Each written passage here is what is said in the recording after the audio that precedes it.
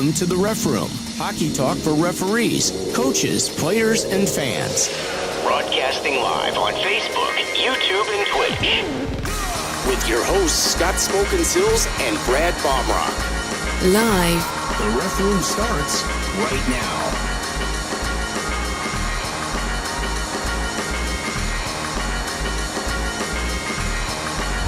And now your host. Oh, yeah, it is Wednesday, everybody. Hope you have your I Survived t-shirt on from the weekend. If you worked CCM World Invite, I know you guys are all hurting right now, but we're going to get through this today. So I am joined by my good friend, Baumruck. We do this every Wednesday. We are coming to you from Chicago and distant, like way out suburbs in like the middle of nowhere. And, this is how we do. That's how we roll.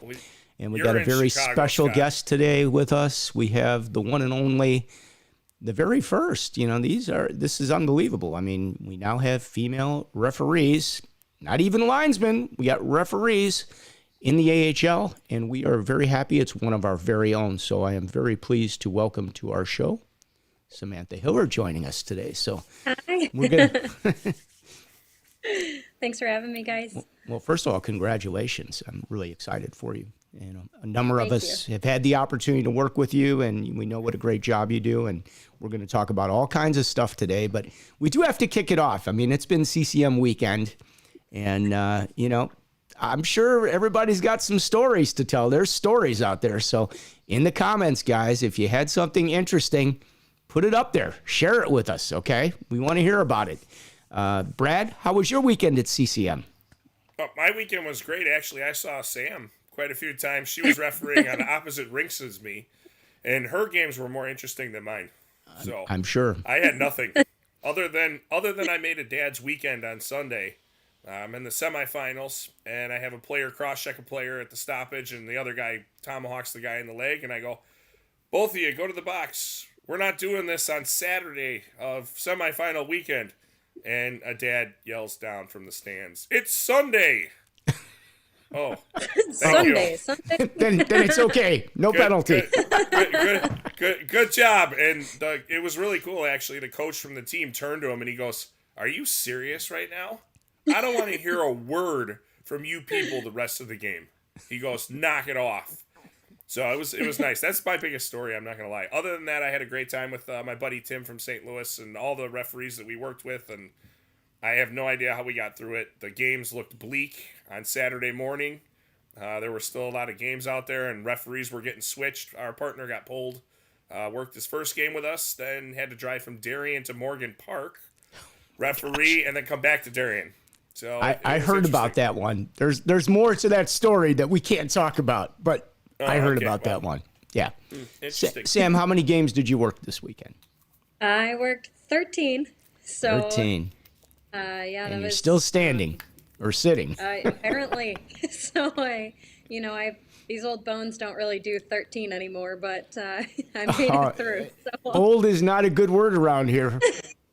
Brad's getting up there. Brad can't handle it anymore. I knew you were going to do it. Well, yeah, you know what? Tell everybody cracked. Tell them about my forgetfulness, Scott, and the link that I was supposed to send to Samantha. Yeah. There you go. Thanks, Brad. Brad was supposed to give Samantha a link so she could share this out with all of her fans and friends, but he failed to do so. I sent it to him days ago. Again, like a week and a half ago. It's been a while. Yeah. All he cares about is, board meetings, CCM, World Invite. He can't even hang his stuff up. It's crooked in his house. It's look not at that. Crooked. It is crooked. It's the camera. The house is crooked. He's Not living. my level. He's living in a crowned house. It's crowned. All right, that's it. You're gonna have to get a designated space, huh? All right, yeah, exactly. That's okay, I can take it. Yeah. So, a little news in the NHL. I see Bob Murray has been suspended. General manager of Anaheim.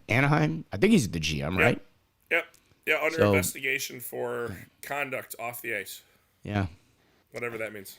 I don't know, but it's hockey. Anything's possible.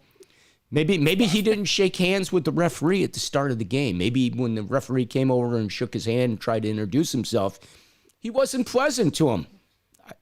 Have you ever experienced that, Sam? I mean, I'm 10 years in the business now. There we go. I've had two weeks in a row.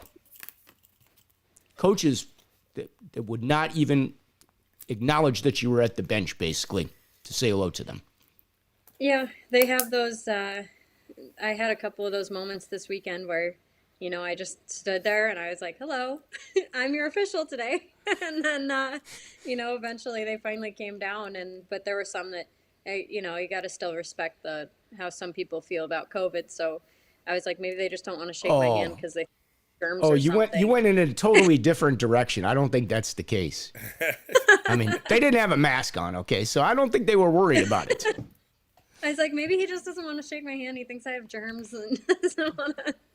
Did he at least acknowledge you? Because the two coaches I had wouldn't even acknowledge. Like, well, they had they went and picked up sticks. You're worried about COVID, and you're handling those players' sticks that haven't been taped in like 6 months. Yeah, okay, and pucks and everything else. So, Scott, I'd like to apologize for being the coach of the one game that you were officiating. I just didn't really want to see you. I talked to you enough. Okay. I had a referee. I had a referee coach this weekend. He did very well. And of all the coaches, the most calm demeanor of everybody. Just honestly, he did a great job. His team played hard. He had one of his guys get injured. He didn't lose his mind. He just patiently waited. He had to go out there. Player got up. No problem. We assessed the appropriate penalties. Everybody was happy. It can be done. Are you sure? But I had a coach over the weekend, honestly. Here's how the it went. Can you roll the pregame time back? Because my goalie's not getting enough warm-up. He needs warm-up. Are you serious? Like all weekend, like you've been playing like 2 games a day or whatever, your goalie needs more warm-up time than the allowed 3 minutes. We should start the clock over for you. Answer's always no till you ask. Yeah. Because that's not too big of an ask. It's not too big of an ask. Hey, I thought that was a pretty good answer. I give her credit there. That was cagey. That was crazy. That in one of my business management classes back in the day, and I was like, I like that. Yeah. So. No, it's a fun weekend. We had a great time and work with some nice people. And, it's 3 days of just bliss. Just love it. So we all survived. I mean, that's the good news. Did we lose anybody over the weekend? I don't think we. Not that I heard. I didn't see any emails go out, so that's really good. I'm happy about that because I know everybody is. Yeah, working a lot. So Sam, tell us a little bit about how you found out that you had been hired by the AHL. I mean, that's just incredible. I've got to think that was such a thrill when you got. Was it a phone call? Did you get a letter? Tell me what happened. It was. So I guess rewinding a little bit, how it even came about. We had during COVID, the NHL and I guess the AHL was probably in on it too, decided that they were going to do like a mentorship program. So somebody, I'm not sure if it was USA Hockey or somebody else, put my name in the hat for this mentorship program. So we had. Are you guys hearing me okay? Because my video is kind of delayed, so I just want to make sure. Yeah. Okay. No, you're fine. That happens on the guest side. Yep. All right, cool. I should have warned you. Sorry. There's a lot of things we should have warned you about, Sam, but we didn't. Thanks, guys. So they sent, they sent this thing to be a part of the mentorship program. It was just Zoom meetings. We had about one every couple weeks. And we would have NHL referees, supervisors come on there, and they would talk to us about different topics. So we talked about teamwork and communication with players and coaches, difficult situations, and just kind of giving us that different perspective. Wes McCauley was on there a couple times, and that was cool because it was Did just he cool teach you the showmanship? We have a goal. And I put his name out there because he's bringing some light to the officiating world. I think people who never noticed referees before, I feel like Wes McCauley's one of those pioneers of like, no, this job's really cool. Check this out. And, it's starting to resonate with some people, I think, that wouldn't have thought about officiating in the first place. So yeah, we were doing this program, and it was just an opportunity for there were probably 20 or 30 of us women that were a part of it. And we would come in and to the Zoom meetings and they would discuss whatever the topic was that week. And it was just kind of an open discussion and an opportunity for us to ask questions too of these guys. And so that was really cool. So I was supposed to go to the NHL Combine, the officiating combine. I had applied to go in 2019. And at that time, I needed to actually go to Fire Academy for my job. So I had to call them and say, I'm so sorry, I can't make it this year. I have to go to Academy.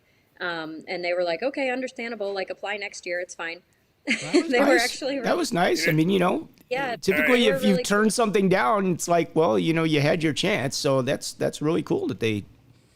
Right. Well, I think they recognize, that this, we didn't know where this would pan out to go, but, they have to recognize that for a lot of us, officiating can't be a full-time job. Like, I can't get my benefits from there. I can't, retire off of my big Yeah. stipend of, and, Well, yeah. it's a shame that it's like that. I mean, honestly, yeah, I mean, even it even is. for the grassroots officials that work a gazillion games. I don't want to name any of them because it could be me or somebody else. But I mean, the reality Right. of it is you cannot make a living off of it. I mean, it's a Yeah. nice supplement to your income, but you've got to have a real job and you've got to have real benefits and things of that nature. And I know,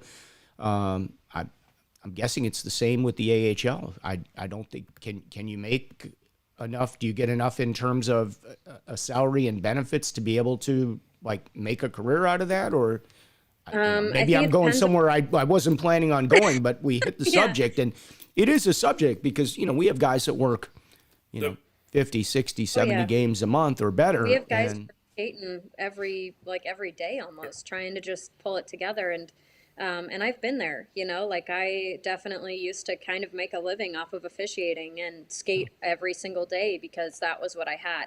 And it's hard. It's a hard way to make, a living, and yeah, it's definitely hard to be a long-term solution. So I think at the time when I said to them, I'm sorry, I have to do this academy, they were like, we understand, like, that's fine. yeah. And they were very accepting of it. And I mean, my anxiety was through the roof. I'm like, what I happens if I apply next year? And they're like, nope, bye. Like, so yeah. it was definitely a hard choice for me, but I needed to kind of move forward with my adult, career decisions. And they respected that, which was awesome of them. Um, and so I went, the next year I was going to apply, and then COVID. So it was Yeah. one of those things that I'm like, yeah. oh, shoot. Like, but then that's when they started doing those meetings, and I was like, maybe I still got it, like maybe they haven't forgotten about me because I'm still in these mentorship meetings. And then, I applied the following year. So 2021, the year we're in right now, I applied and got in. So I went to the NHL officiating combine that was in August. And so I went out there. It's basically a couple days of just on ice testing, off ice testing. They have a couple um, like seminars that they do, and we kind of do some rule review and stuff like that, and play these fun Quizlet games, and No they pressure. they give us right. You don't want to be last, Yeah. so Well, but it was How hey, many Sam, people were at the? Oh, go that's what I ahead, was going Brad. to ask. I was going to say, Yeah. A, how many people were there, and B, what, like, on ice testing and what off ice testing? Because I'm sure there's a lot of officials that would like to know kind of what is involved in that kind of stuff. Yeah, Because for sure. I know when I went to camps for USA Hockey, the first time I went, I was stunned. I was like, yeah. whoa, okay, wait a minute, hold on. They got a Metrodome out here and we're doing stuff. Whoa, Oh I yeah. got a problem. I remember the first time I went and I scored awful, and then I had to go work more on things and concentrate more on off ice stuff than I ever had even imagined. So Yeah, please enlighten us. it is very physically challenging. Um, so we do for on ice, they do like sprints. So you'll do, I want to say it's a 50, it's basically blue line to goal line sprint. So they just want to see you do a full out sprint, they're back, and they time that sprint. You do a backward sprint as well. So you do like the distance of the ice pretty much for your forward sprint, your backward sprint, then you have that agility sprint. And after that, we do, you do between the circle, like an end zone circle and the far blue line, it was about that distance. Can't remember what the exact measurement of it was, but you go down there, you stop, you come back, stop. So you're basically doing suicides, right? For you had to do 6 total down and back forwards. And then once you were done with the forwards one, you had to go do it backwards. So then you were doing backwards, stop, backwards, stop. And this is all for time. So the on ice stuff was a lot of sprinting, a lot of like quick movements and stuff, and just overall speed. And as far as the suicides, that's endurance. You know, that was, and your legs are spent by the time you get to that backward side of it. You're just trying to push your legs through the last little bit that they have. But so it's pretty challenging. And then our off ice, which we ended up doing it in the same day. Which was even harder because you get off the ice, your legs are like jello, and then they're like, okay, time for your off ice. We're like, no. Yeah. So you start on, for the NHL officiating combine, it was different, a little bit modified from the AHL camp, but the NHL one, they had us get on a bike, and so it's one of those spin bikes, and based on your weight, you would just kind of be coasting, and then they would say, okay, you got 3 seconds, 3, 2, 1, they count you down, and then they whip it up to whatever resistance fits your weight, and then you have to spin at that resistance as hard as you can for 30 seconds. And it is the longest 30 seconds of my whole life. And if you were Brad Baumruck's weight, I mean, be off the charts. Scott, they wouldn't accept me. So let's not even go down that train. I'm a little out of How their many people were window. in the combine? Seriously, like. So we had about, I want to say 12 women, and then there were probably like 70 or 80 guys. So it was a pretty decent sized group. Had any of them worked in the NHL, or, you know, were they like just prospects like yourself, or have some of these people already like worked in the league, like even preseason? Most of them were prospects. So there's nobody in the camp that has already made it. But there were guys who were already working, you know, pro hockey to some extent, whether it was the AHL, the ECHL, SP. And then you got a bunch of junior guys that go, and it's not just Americans, it's Canadians as well. So they were traveling across the border to come down and participate in it. This one was in Buffalo, so it wasn't too bad of a Right. commute for them. But I'm curious, how many of them were they all D1 players? The guys, were they D1 players, or were any of them ex-NHLers that were trying to make it, Yeah. or what's Some the, of you know, what's the them combine were- made up of? Yeah, some of them are ex-players. We had a couple guys who had played actually in the AHL and ECHL. So there were a couple of those guys in there, and then there were a couple guys that maybe played juniors or had some sort of affiliation with pro hockey in some way. Like a couple of the kids that were there, I call them kids. A couple of guys that were there, their dads were either NHL officials or NHL players. So, you know, there's their affiliation, and they kind of were decent players themselves. So, yeah, it was kind of a mix of people, and some guys who had never officiated before ever. So there were people Wow. who were players and showed up, and they were like, yeah, I've never ref before, but we're going to try it out. And then they get out there. So it was and, their level you know, 1 seminar is what it basically was. Yeah, it was Level a 1 big, for guys that can skate. pot of experience, but it was a lot of fun. Like really great people, and just a really cool thing to be a part of. And even through all that testing, you know, I think for me, initially I was like, okay, it's cool to be a part of. I want some exposure to maybe if there's like any D1 hockey out here I can work for or something like that. It was just, for me, it was about exposure.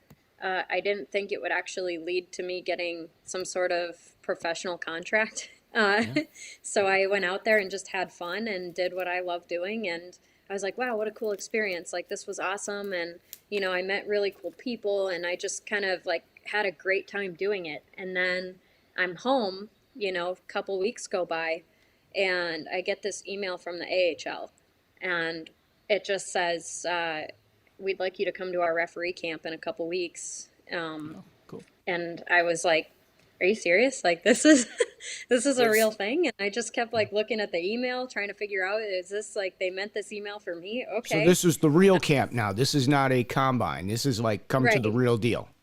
well, the Yeah, question I it was was going like, to have was it Zoom or was it an actual physical in person camp? I'm just curious. it was, yeah, it was in person. Okay. So yeah, that one was in Massachusetts, I want to say. It was it's kind of a blur, like I went out to the combine and then I went immediately to this other camp and very similar testing, similar kind of experience and a couple of the repeat people I had seen at the combine, it was some of the guys I'd met there, some of the girls I'd met there too. And we got invited to the AHL Referee Camp, which I guess is their first one they've ever had. They've never actually had camps for their staff. And I was talking to some of the people who do the hockey operations, and they said, it makes sense that we would every year maybe have a camp for our staff to bring everybody together, to meet, to hang out for a weekend. And most other leagues do it, so why not the AHL as well? So they are going to try to have a referee camp and two linesman camps because there are so many linesmen that they were going to divide the camp into two alternating camps. So like this year they would do maybe the Western camp, and then next year would be the Eastern camp or something. So Because it's a it's a big very roster. yeah. Very big roster when you look at it. Like you look at it, they have some repeated numbers actually. I think in there because they have so many linesmen. I mean, it's just the thing goes on forever, and it's funny because I'll look at it and I'm like, oh, I've skated with that guy. I've skated with. See now we can add Samantha to it. See, Yeah. see, and I'll say our link here was a little bit of clickbait because not to put it down, Sam. Samantha was one of 10 females that were hired to the AHL. So let's not discredit them and all their hard work. Yeah, either. absolutely. So, Were any of the others hired as referees, or were they hired as linesmen? Did they hire any of them as that's linesmen? I mean, it's a great question. Yeah, we've got 7 referees and 3 linesmen. So, and I think most of them come from the East Coast kind of area. We've got 2 Canadians, and it just it seemed like a string of luck too, because, I was supposed to go to the combine back in 2019, and had I gone in 2019, would I have been at the combine in the moment that I needed to be to go to the AHL camp? I don't know. So I think there's some sort of coincidence there that like it worked out maybe how it should have, things or always work out, you know that. And be careful what you wish for because, yeah. things do happen. You're So right. I'm then you just end up grateful. then you end up on a referee program with me and Scott. Yep. That was your dream come true, Samantha. Yes, this is what I've always dreamt of. Yeah. So I don't want to be here either. Well, you're talking kidding. about going to some of these meetings. Can you share, like, when you were talking about what they were talking about with communication and teamwork and things of that nature? Can you share what, like, the NHL refs, or I'm guessing they were NHL refs, were telling you? And can you share any of that Yeah. information? Or? Yeah, they actually one of my favorite things I took away, I think it was one of the supervisors who said it, Mike Lego, and he said to the tune of, when you talk to players and coaches, like sometimes we get bogged down in referee language. Like we start using things out of the rule book and saying like, well, it was a danger and the player was vulnerable and it was a dangerous hit and stuff like that. But the players and coaches don't really relate to our officiating language as much as we do. So they said, when you're trying to like communicate better with them, sometimes when you use their language, it works a lot better. So if you talk about skating hard, moving their feet, and playing aggressively, but keeping your stick down and stuff that they would say in the locker room, stuff about hard work, and just, grinding it out, things like that, like that they can better relate to than, well, his stick came up above the, Yeah. above this height, and that's not acceptable. And they just, sometimes I think that the players don't read that language as well. But if you use the language that they would use in a locker room, then they can, okay, I kind of get that. I should have moved my feet more. I should have Yeah. All, I should all have I bodied up a bit. all I can think of right now is slap shot. That's all I can think of. That's it. That's all I can think of. Yeah. Stick 'em, yeah. Get it. I'm sorry, the Hansons. Yeah. That's what I'm thinking of right now. Yep.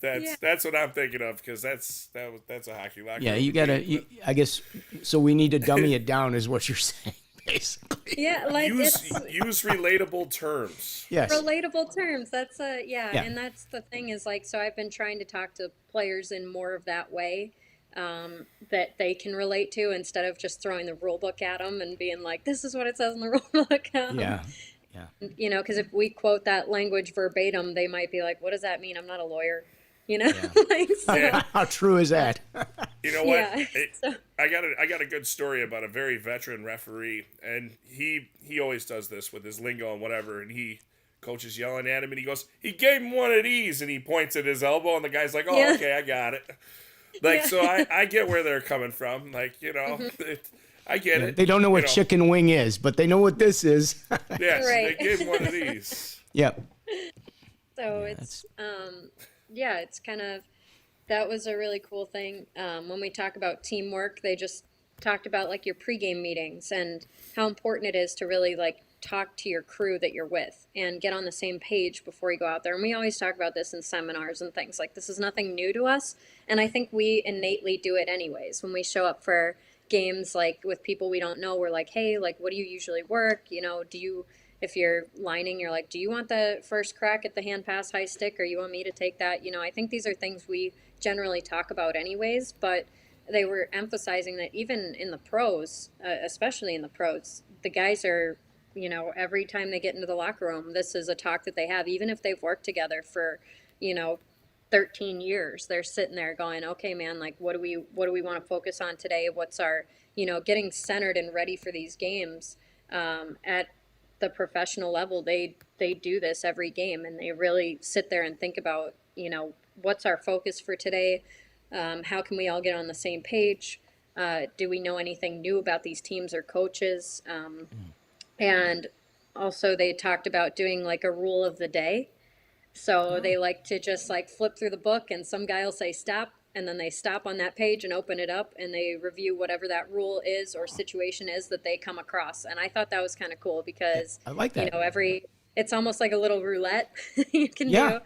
And that would benefit a lot of us, honestly, if we, especially for the amount of leagues that most of us work, it'd be nice to pull out that rule book and just be able to like, okay, and stop. And then we're going to review this. And that might even bring, they talked about that generating conversation, because once you review this rule, that might lead to like, well, if we have this situation, and then you're like, well, let me look at that one too. So it's kind of a conversation starter, and not that they need it, but they can just kind of build off of it and really get ready for that game and get in the right mindset for it. I think that's a great idea. Think about it. I mean, how many guys work it's a 40 great games idea. a month? If you went through Yeah. 40 rules, guess what? Right. Aren't there 40 rules in the book there, if I'm not mistaken, with the exception of 641B, which You're is talking about playing rules. I know. I'm just saying. pointing I it know. out there because there's a But I'm bunch of just saying, rules in there. The You're book is talking this about the thick. specific playing You know, rules. the book most people look at is this thick. That's the one the coaches and the players have probably looked at if they ever looked at one. But the book is this From the thick. So side. I mean, yeah, from the side. Remember, they just look at it from the side. That I know. part that's on the inside that's supposed to have the crease in it, they call that Yeah. the spine of the book. Yeah. They never damage that. Never gets cracked. I Right. know. But no, I think that's a great idea. I think I'd Yeah, I like to think use that's that. good. I like I that. think that's really super. I think you've just given everybody something to really think about and take to their game with them. I mean, Yeah. No, it's and great. and that's what all that mentorship was about. They were giving us these other perspectives and these different ideas, and it was cool because it's a unique perspective that they have. There's not a lot of times where you can sit down one-on-one with Wes or Mike Lego or anybody and just talk to them about these situations. So we definitely took advantage of it and appreciated their time. That they even put that together for us was awesome. Um, and Does the league? Sorry, Sam. sorry, Does it the seems like leagues? Go ahead. We've You been go. doing this I'll for a wait. year and a half, Baumruck. Figure it out. Yeah, sorry. Leave me alone, Scott. I'll send out the link to you later. Right. Hey, that's new, by the way, so forgive me for the first time that we got it. Right. What's new? What's new? Him talking over people? I don't. I try not to. Thank you. I appreciate it. I don't know how Well, we I was get gonna- anything covered in this show because we're both talking know. at each other all the time. You know that. Well, I was gonna ask, does the league send out like data dumps and videos like of the week, like replay of the weekends and whatnot? Like, because I know a lot of leagues do that, and I figured the A does. I mean, without a Yeah, question, they because there's got stuff that happens. Yeah, In layman's terms, for all you that are hearing the A, which I want, it's AHL, okay? He goes, did you call the NHL the N, or do you, is that the A? I mean, you got the A, you got the N, Scott, you work the E, I mean, Scott, or you work the Scott. N. Scott, forgive me. It's theahl.com. Thank you. When you type it in, because if you type in AHL, you're not gonna get there. Right. If you type the A, nothing's Yeah. I'm coming up. sorry. I know what it is. So it's only for me. All right. So But keep going. Sorry. yeah, they've got they do send emails, so we get it's pretty much, I would say, bi-weekly that we get emails, and they talk about, here are the calls of the week. They'll kind of go over like, okay, something, we'd like to see a little bit more focus on. So we've talked about, we're having a stronger cross-checking standard. The NHL is moving towards that, and so is the AHL. They really want us to hammer down on that. So the first week that we had games and stuff, they were talking about like, here's the video for our cross-checking standard. This is what we want you guys to be calling and looking for and penalizing appropriately. And then there would be a video about it. And then there's like calls of the week. So they'll show like a bunch of calls that happen throughout the week, whether it's in the NHL or the AHL. Calls that they liked, not necessarily just pertaining to the calls that or the rules and stuff they want you to pay attention to, but just in general. So you can get those clips, and then they'll talk about like certain suspensions that have happened, or if there's like embellishments that have been called on certain players. We get emails about about different aspects, like as far as equipment goes and stuff like that. So we're very informed. Like, we are very well informed by the league about what's going on, what they expect of us, what the players and coaches, what's going on that side with suspensions and things. And so yeah, they do send those emails pretty regularly, which is awesome. It's a great learning tool, and I love watching the videos because I'm more of like a visual learner anyways. So it gives me a good a good spread of things to look at, and I appreciate that. So I want to ask you, your first game was here in Chicago. I mean, right? Mm-hmm. How cool is that? Yes. Like, I mean, that had to be just a total thrill to come, right into your home market and be able to work your first game. So getting on the ice, what was it like? I mean, gosh, it was, the whole thing was just, like I said earlier, like it was kind of a blur because it was just so awesome. Like, it was like, I can't believe this is here, like this moment. And I had friends and family coming into town for the game too. So it was very like special for everyone who was really close to me. I had officials in the stands, like Aaron Blair showed up, CC Morris. Oh, Yeah. It's not CC no Morris pressure, anymore. no pressure.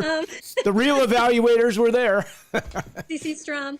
And I had a lot a lot of people there that were there supporting me, and which made it even more special, and I want to say it's from a song, but they're like, success is nothing unless you have somebody to share it with. And that means everything, so getting on the ice it took a lot of preparation for me because I needed to like calm myself back down. Like, I was so hyped up about the whole thing that I was like, all right, I need to like go into my own space. And we do have like separate locker rooms for women and men. So they have like, every rink is obligated to have a space for us. That's So I that's just, something that, I wouldn't have even really thought about. I mean, we think about it when we work games where people step out for a couple minutes till they get decent and then they reassemble. So is that how you guys operate? Same situation with? yeah, we have protocols and stuff. They allow, like, the protocols allow for us to come together. So I don't have to like dress in my own place for the entire time, but there's definitely like a minimum dress code and things like that. So they do have that built-in respect of like, okay, this is what your protocol is, follow this, and everybody's happy. So it's so I went into my own space, right? I went into my own locker room and I just kind of like put on some music and just started like singing at the top of my lungs. And I know the boys could hear me in the other locker room, but I was like, some of this energy needs to like go. And what song was it that you were singing, just out of curiosity? So many songs. I know I was singing "Suit and Tie" by Justin Timberlake. Yep. Okay. I know that one. That's a good jam. Yep. So I was over there singing, and it kind of allowed me to get some of that energy out so that I could refocus and get ready for the game. And I forgot my tennis shoes. So I was like walking around kind of stretching in my socks. And at one point I wanted to go out for warm-ups to go see what was going on. And the other referee I worked with, Jordan Samuels Thomas, he used to play in the AHL, and he actually has a contract between the NHL and the AHL. So, but this guy, if you see photos of us, he's like 6'5", and he's a big guy. And I was like, "Can I borrow your sandals?" So I'm out there wearing his sandals that are like 3 times my size. Nice. And Billy Hancock walks by and he's like, "What are you doing?"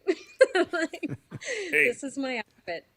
Hey, sorry to interrupt, Scott. Take a look at your comments there, and the last one was a guest of ours back a while ago. Oh, yeah. Look at this. We're going to pop this one up because this is a Bob former Langdon. NHL referee that has been on our show before, Bob Langdon. So, Bob, Great thanks guy. for checking in and watching, first of all. And yes, congrats, Sam. Well done. Now keep rolling. Yep. Thank you. Appreciate it. Yeah, appreciate that, Bob. awesome. Thank you for that. We have a lot of comments. I mean, I actually do need to go back through some of You these. can start rolling. Okay, There's a let's great just one roll just through above some. that one.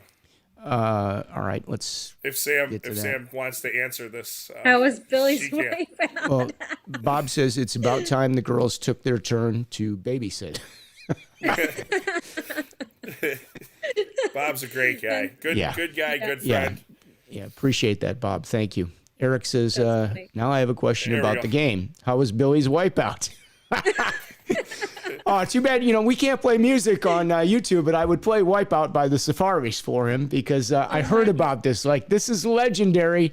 He might have Sam tried to describe upstage it. you a little here, Sam. I don't know. Oh my God. So obviously it's the hype, like we're getting on the ice and this is my first lap around for the game and I'm just all excited and I'm like taking it in and then I turn the corner, like, so I skate down and then I come around the turn and I look over and I just see Billy without a helmet. And I'm like, what is he doing? I'm like, is this a flow skate? And A flow and I kind of skate. Well, he's got flow now, Have you seen Billy? Because Me too. Billy, Oh my God, Billy's yes. sporting some hair and a little beard action. I thought you guys had to be clean shaven. I mean, at least. That boy needs to go to a barber. Yeah. So Sorry, Billy. Yep. One of our friends, one of our buddies, we'll pay for this later with him. Trust me. Yep. Yeah, right. For sure. So I see him, standing there without a helmet, and I'm like, what happened? Am I missing something?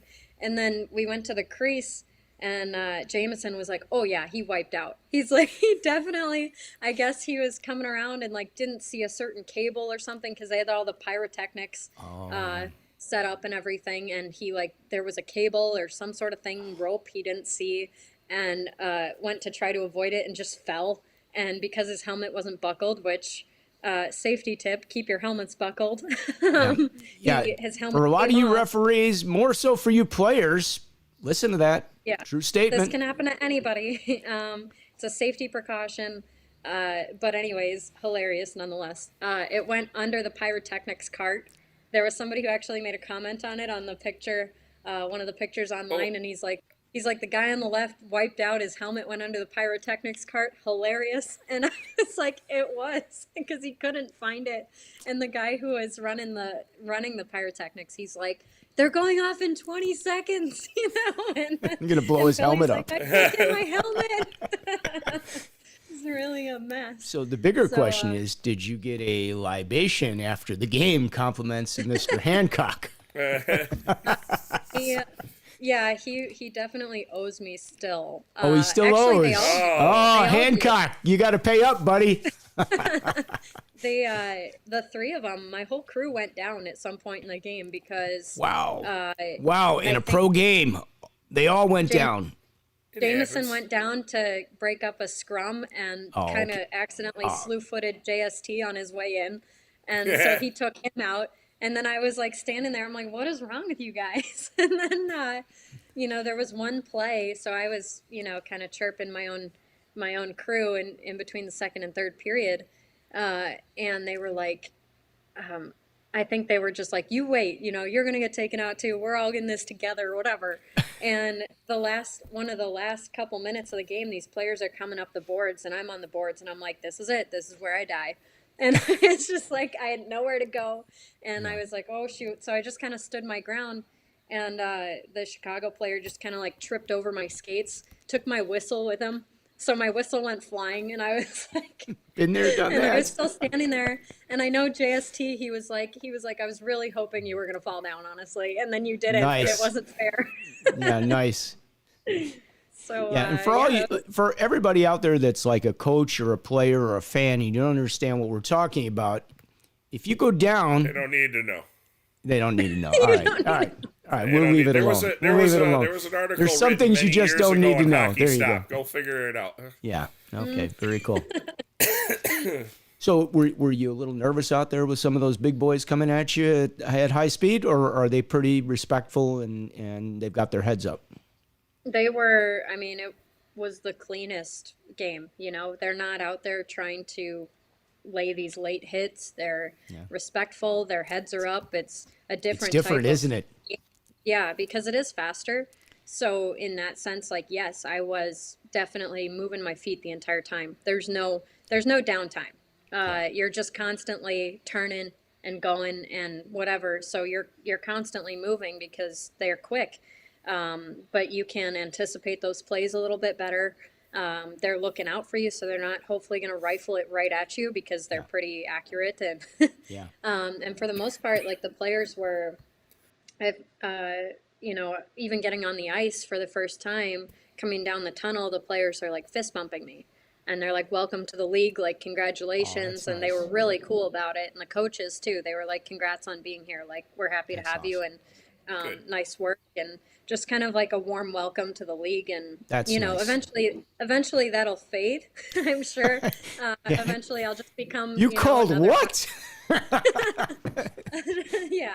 And that did happen to me in that game. There were a couple of calls that the players didn't like and whatever. Like the difference was, there was a call that I didn't love that I made it, but I did. I think I was just very nervous, and so some of my Can calls I ask what the call was? What was the call? It was a too many men, and they could have played through it. Honestly, it was too many men, but it was one of those that like maybe I could just tell them to tighten up their change or something. It just in review, like in retrospect, didn't need to be called, but it's a learning opportunity. And so the player comes up to me and listen, I had the same situation. I had one of the high schools with that, and Oh boy. the guy came off the bench with the puck, and the other guy, wasn't there. I mean, could you let it? You can't win in that situation because if you call it, you're the bad guy, and if you don't call it, you're the bad guy. There's a no win in that situation for the referee. That's just my opinion. Every call makes somebody happy. That's my favorite saying. So just remember. And it's hard because, and I honestly, I knew I jumped on it because I blew it when the wrong team had possession anyways. So it was kind of like a quick reaction that I had, and just kind of a lapse in focus, I think. But whatever. So the player came up to me and he's like, "Why did you call this?" And I was like, "I messed up." And he's like, "Okay." And then he just skated away. And I was like, how come this doesn't happen across the board? Why can't I do that in USA hockey? You know, why doesn't this happen in high school hockey where Yeah. you just say Which like, is more yeah, violent, high school hockey or the AHL? sorry, say that again. Which is more violent, high school hockey or the AHL? It depends, but I'm from my very little AHL experience, I would say high Right. school is definitely more The, violent because they're trying to lay those hits that are, Yeah. you know, like almost punishing hits. I Yeah. don't think they really do that in the AHL because their focus is to make plays and make stuff happen, you know. So Exactly. You know, it's they're trying to get somewhere too. yeah. They've Those got a guys, goal in mind as well. They got a lot on the line. That's why That's right. at least, And their livelihood. I mean, hearing from guys, watch the NHL players. They only separate players from the puck. There's not a lot of stupidity out there. They all know Right. it's a job. It's a business. You know. Yeah. It's So, definitely and different. that's the other thing is that it's just a professional environment. So the way that they communicate is very professional. Usually if you speak to them in a normal, like, one-on-one kind of thing, they're going to be responsive to that. I don't have to yell at them to be heard. And I even And when had you a player speak to them, they'll actually acknowledge that you were talking to them. right. There's Unlike, not like this. Yeah, I know. here we go. There's not like this little circle around. No, I'm not going to look at you. I'm not Yeah. going to I don't have to demand that kind of respect. I think we all respect what one another is doing out there. That we all You have call a a job to penalty? do. Do they go to the box or do they they're the Mm-hmm. only person in the building that doesn't know they committed the penalty? They go straight to the box. It's really, and again, this is off of one game's experience. I'm sure at some point I'm going to have a player that doesn't want to go to the box, and you know it'll happen. But for now, it's really nice to have that kind of just that level of professionalism. And if you can, sorry, No, go ahead. Finish. I was just going to say, how many games have you worked now? And like, what is your typical schedule moving forward now that you've been hired by the league? I mean, so I have one game in a couple weeks in Cleveland. So this will be my second game, and I'm up. They have a bunch of different contracts in the AHL, NHL. So my contract is a part-time contract, and I'm, you know, I don't know how many games they plan on putting me on, but I'm just grateful for every opportunity that I get. So the fact that I even got a game was huge for me. I was very grateful for that, and to get another game, I'm just like, okay, let's, you know, make this my best game. And every game here on out is going to be, you know, every game moving forward, I'm going to try to be better, and hopefully it pays off, and I can get some good experience in this league, and we'll see. But you know, just taking it one game at a time and trying to be grateful for the experiences that I have while I have them. So. well, you know, we know you're a great official, and you know, some of us have had the opportunity and pleasure to work with you in the past, so we know what you're certainly capable of, and we're happy that you're going to be able to bring that to a higher level. So I'm very Thank you. excited for it. Yeah. All right, let's take a look at some of these comments that we've got, because we do have quite a few here. And first of all, for all you that are joining us, thank you for being here. We have Samantha Hiller, one of the very first officials that's been hired to the AHL, and thank you for doing this, Sam. Yeah, absolutely. And I'm going back to the beginning, so we may be like jumping around here a little bit. But Joe Prescott, have 1,000 things to get done today, but I could not miss the show. Thanks for that, Joe. He's the best. Sam Hiller is an outstanding official. Yes, that is absolutely right. Not an outstanding female official, just a top shelf all around official. Yeah, you are right about that, Joe. Absolutely, Joe. Very good. 100%. And Joe said CCM is all well and good, but Samantha is the real story. Yeah, that is true, Joe. But, you know, we had to mention it because, you know, it affects so many of us. CCM Weekend, I was doing 2 solo bantams, and I had the goalies be my linesmen. Oh, wow. Now, I've never experienced that. I haven't had that opportunity yet. That's a unique idea. Yeah. Joe says hello to Alan. Alan is watching the famous scorekeeper from Skokie. Samantha Hiller, my name is Alan. I'm the timekeeper announcer for Skokie Park. I have a few things I want to know. How did you decide to become a ref? That's the first question from Alan. What level are you? She's a level 5, Alan, just so you know. She's in a class by herself. And would you wear a mic? Just wondering. So he wants to know if they could mic you up. But why don't you tell him about how you became a referee, or how you decided to become a referee? It actually, so I don't know, for those of you who don't know, I'm originally from Colorado. So I moved here probably 4 years ago. And when I was in Colorado, I used to play youth hockey at the YMCA. And some of you may know Cece Strom. Well, Cece and her dad used to referee my games at the YMCA when I was about 10, 11, 12 years old. So I've known Cece for a very long time. And her dad and her were the ones that were like, hey, you should try officiating. We think you would like this. Like, it's a great way to get more ice time. You can, get a better paycheck than babysitting. And, any other, you're not going to make that kind of money any way else as a 12-year-old. So I was like, this is a really good idea. So I started officiating when I was 12. And that just kind of through a series of camps and things became more serious for me. So I was debating on playing college hockey. I had just gone to my first regional officiating camp, and I decided that I loved officiating more than playing. So that's when that kind of took off and made me more competitive about officiating around the age of 18. And then from there, it was just that was my focus. Because up until I was 18, I was still playing. And then that kind of transition. But it really started with just a couple of people saying, like, hey, you should try this out. You might like it. And I will tell you guys, when I was about 14, so 2 years into officiating, I almost quit. And I really didn't want to do it anymore. I was dealing with a lot of what we have now, too, which is, you know, adults yelling at children and berating you and the abuse. And I was like, Mom, I'm not doing it. I'm not going to keep reffing. And my mom said, stick with it. Like, you're going to be fine, and eventually you're going to have the thick skin it takes to tell these people, like, nope, this is not what we're doing today. And my mom was really in my corner saying, like, keep with it. Like, I know you're strong enough to handle this, and you're going to get through it, and you've got the right people behind you. And it was true. I had a lot of great mentors. I had a lot of people who supported me. And in fact, there was this guy, his name was Ken, and he was kind of, if you looked at him, he was very rough around the edges when you looked at him, almost like this intimidating looking person, like the slick back hair, the leather jacket, just a tough looking guy. But then you get to know him, and he's like just a big teddy bear.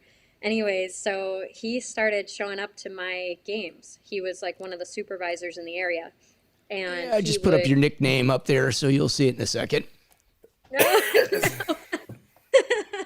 It's Dream Killer.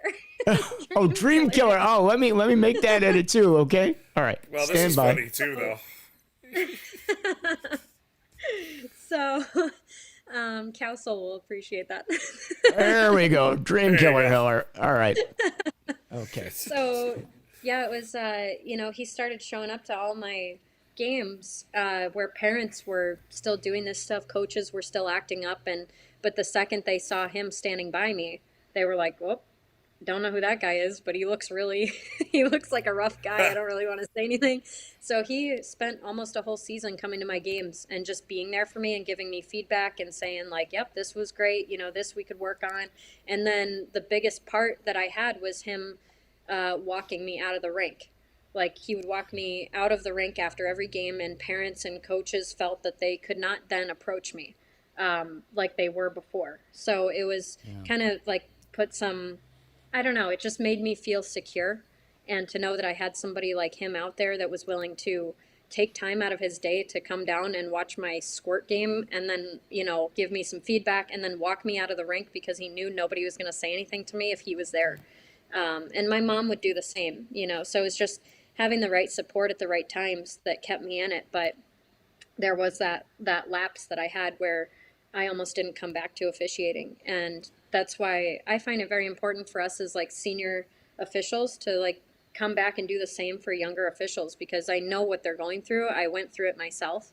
And the behavior that we're experiencing and that we see are just so unacceptable. And this past weekend was some prime examples, and I was just blown away by the conduct. I don't go through that anymore with these more professional leagues. Like, it just doesn't happen, and it shouldn't happen. It doesn't belong in the game. So, I got into it, almost got out, stuck with it, and now I'm still in it, and I'm so grateful. But See? And it's a good thing you stuck with it because A, we get to talk to you. B, we both get to gain a friend on top of it too. And you live in our beautiful Chicagoland area with us, and you're protecting our area as a firefighter. Yeah. So we appreciate that. Thank you for all you do. But I do want to point this out. So if you are a coach or a parent watching this show, listen, here's somebody that's made it to the AHL, and you almost chased them out of the game. They got to be an awfully good official to get to that point. You have no idea how tough it is to get there, and you've almost chased them out. And it's just not right. I mean, it needs to change. It needs to change, and it changes from the top down. And I mean that from the coaching staff starts it, because I believe that if the coaches don't lose their temper and their demeanor, the players don't lose theirs. It starts at the top, and the top with their team is their coach. And coaches need to be mindful of that because they set the tone for their team.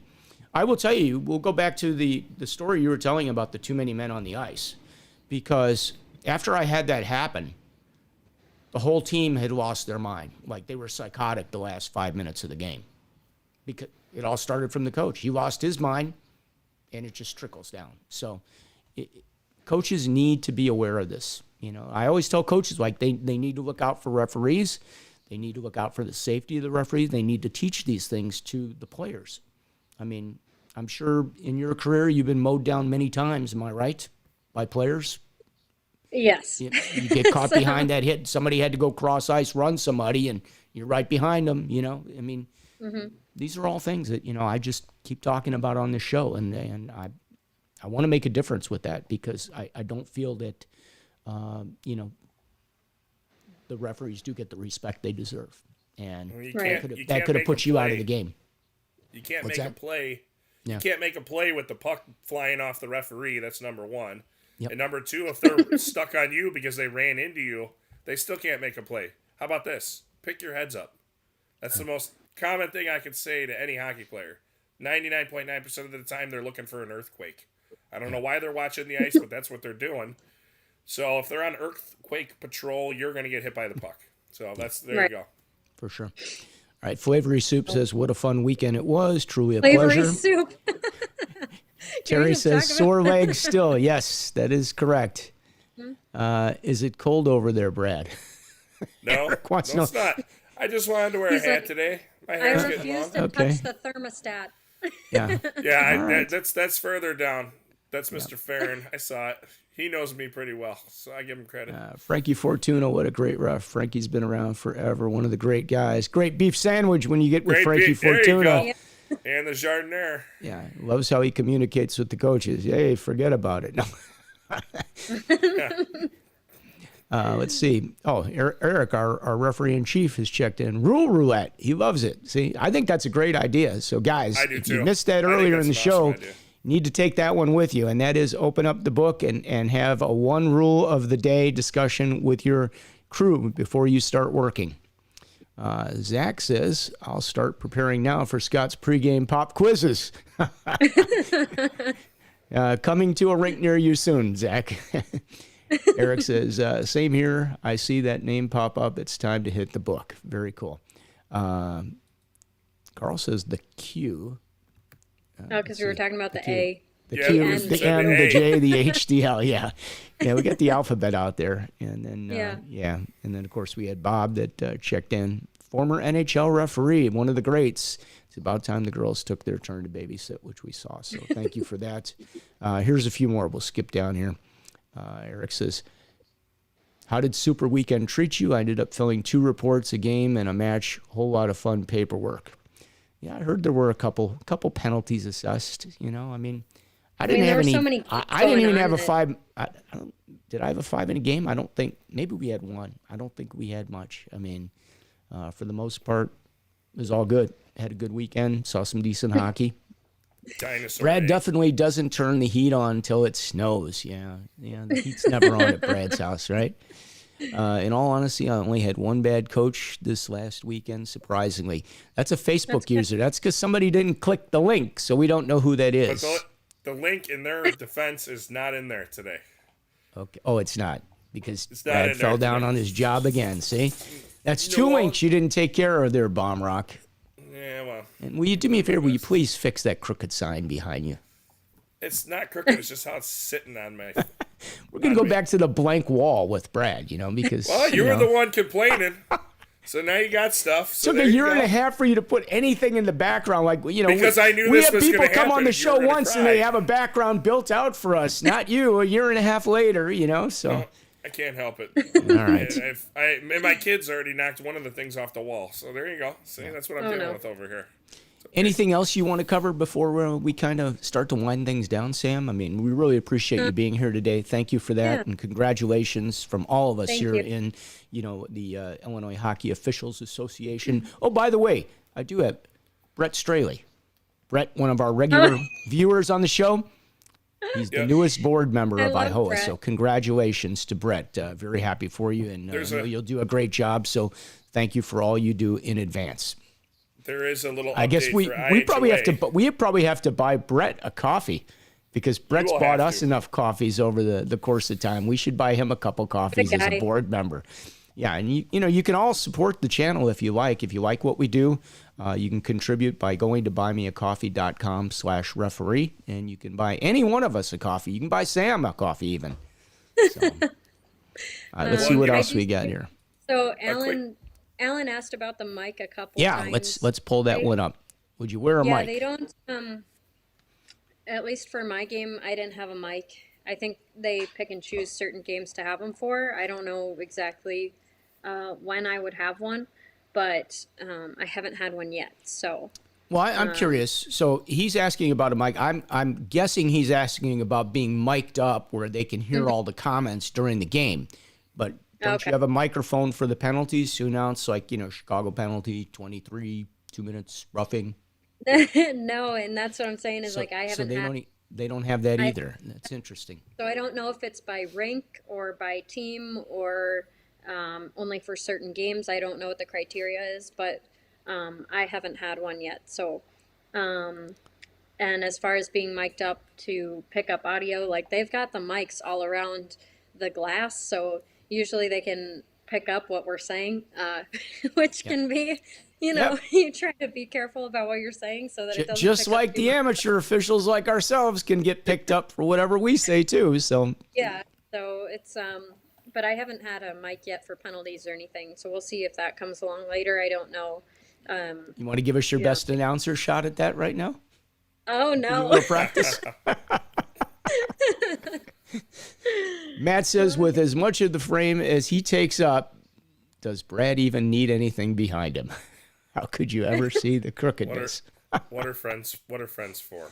And Brett says thanks. And no, we thank you, Brett. You're going to get a workout in that position, okay? So we appreciate what you do. And congratulations. We're glad you're on board. Hey, Scotty. Let's see. Like a virus, emotions are contagious during a game. Coaches to players, players to players, and everyone to the officials, and vice versa. That is absolutely true. I don't know who is that. Hirsch.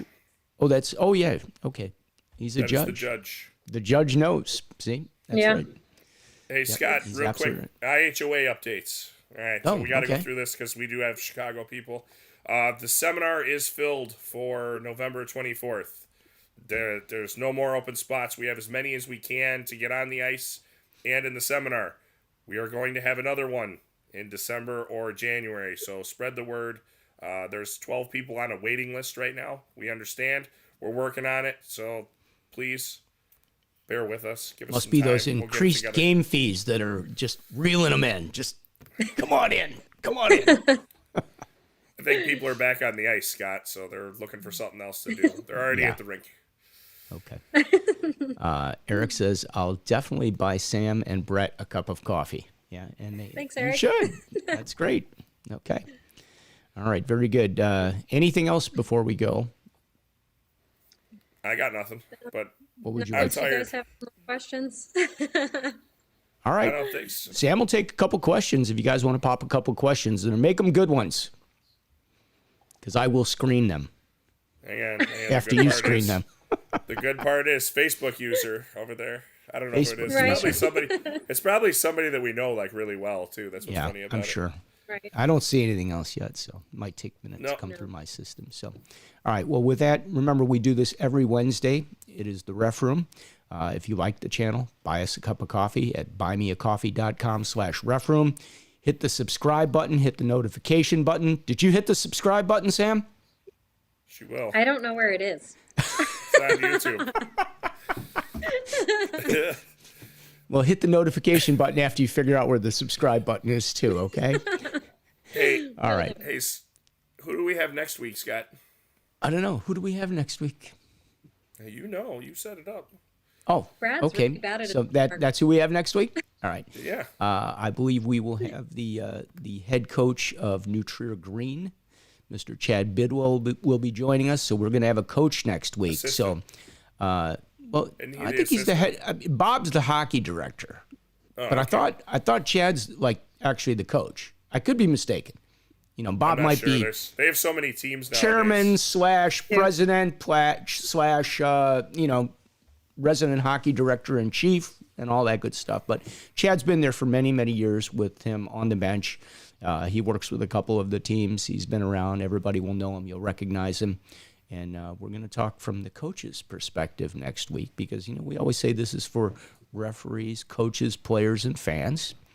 And so we're going to go to the coaches next week, and we'll talk to them. We'll try to see how much they're going to enlighten us on how they feel about us and what we do out there and what we could be doing better or differently, whatever the case may be. But we're looking forward Maybe I to should that. take the show off. Yeah. I'm excited. So, again, thanks Me for too. joining us, everybody. Sam, thank you for doing this. Thank you, Sam. Congratulations. I mean that. Thank I you, wish you guys. a long, healthy career with the AHL and your bigger dreams of maybe being the first NHL official. You never know. That's probably something that's going to happen sooner than later, okay? Thank right, you. so- Thanks for having me, guys. Thank Brad, you. always a pleasure. I'm sure I'll talk to you Yes, at sir. 2 or 3 o'clock in the morning. Jesus, you are over exaggerating everything. Brad's Just gonna like get a I lot of supposedly love complaints. Peanut butter and jelly too. And Brad's going to get a lot of complaints, okay? Yeah. Let's see what it said. That was me for some reason. It didn't load my name in. It's loaded now, so I don't know. That's not there now. All right. Okay. All right, guys. right. Have a great week. Stay safe. Take some extra games. I know there's a lot coming out there. I looked at the weekend. It looks pretty busy. Look, I only got one game on Sunday. I'm looking for some games. The moon and the stars just aren't aligning correctly for me to get a couple more here, but I'm looking No. for a couple more games. So Now that you put out So- this SOS, you'll be fine. I put the SOS Right. out.